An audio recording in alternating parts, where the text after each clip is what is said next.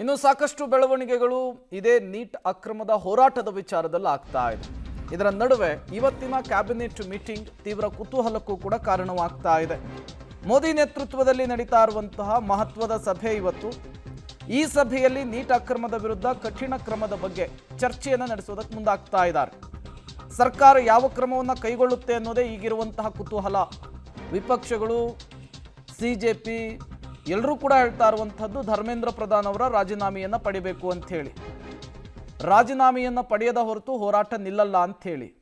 ಅದರ ನಡುವೆ ಈಗಾಗಲೇ ಭರವಸೆಯನ್ನು ಕೊಟ್ಟಿದ್ದಾರೆ ಪ್ರಧಾನಿ ನರೇಂದ್ರ ಮೋದಿ ಅವರು, ಕ್ರಮವನ್ನು ತೆಗೆದುಕೊಳ್ತೇವೆ ಅಂತ ಹೇಳಿ. ಬಟ್ ಇಲ್ಲಿಯವರೆಗೂ ಕೂಡ ಧರ್ಮೇಂದ್ರ ಪ್ರಧಾನ್ ಅವರ ರಾಜೀನಾಮೆಯ ವಿಚಾರಕ್ಕೆ ಸಂಬಂಧಪಟ್ಟಂತೆ ಮಾತನಾಡಿಲ್ಲ. ಹಾಗಾಗಿ ಪ್ರತಿಭಟನಾ ನಿರತರನ್ನು ಸಮಾಧಾನ ಮಾಡುವಂತಹ ನಿಟ್ಟಿನಲ್ಲಿ, ವಿದ್ಯಾರ್ಥಿಗಳನ್ನು ಸಮಾಧಾನ ಮಾಡುವಂತಹ ನಿಟ್ಟಿನಲ್ಲಿ ಇವತ್ತು ಕ್ಯಾಬಿನೆಟ್ ಮೀಟಿಂಗ್ನಲ್ಲಿ ಯಾವ ರೀತಿಯ ಸೂತ್ರವನ್ನು ಪ್ರಧಾನಿ ನರೇಂದ್ರ ಮೋದಿ ಅವರು ಹೆಣಿತಾರೆ ಅನ್ನೋದು ಈಗಿರುವಂತಹ ಕುತೂಹಲ.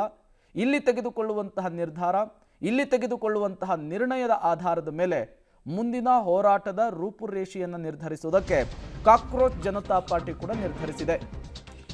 5ನೇ ದಿನದ ಸಂಸತ್ ಅಧಿವೇಶನದಲ್ಲೂ ಕೂಡ ಪ್ರತಿಭಟನೆ. ವಿಪಕ್ಷ ಸಂಸದರಿಂದ ಸಂಸತ್ ಆವರಣದಲ್ಲಿ ಇವತ್ತು ಕೂಡ ಪ್ರೊಟೆಸ್ಟ್.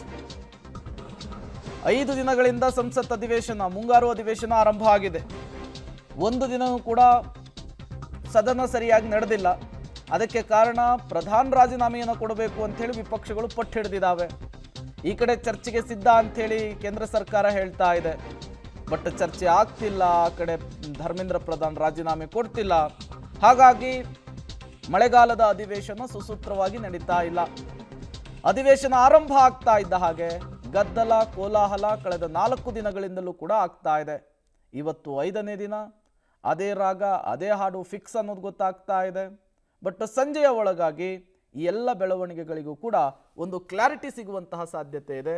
ಅದೆಲ್ಲವೂ ಕೂಡ ಇವತ್ತಿನ ಕ್ಯಾಬಿನೆಟ್ ಮೀಟಿಂಗ್ ಮೇಲೆ ನಿರ್ಧಾರವಾಗುತ್ತೆ ಅನ್ನುವಂಥದ್ದು ಸದ್ಯಕ್ಕಿರುವಂತಹ ಅಪ್ಡೇಟ್.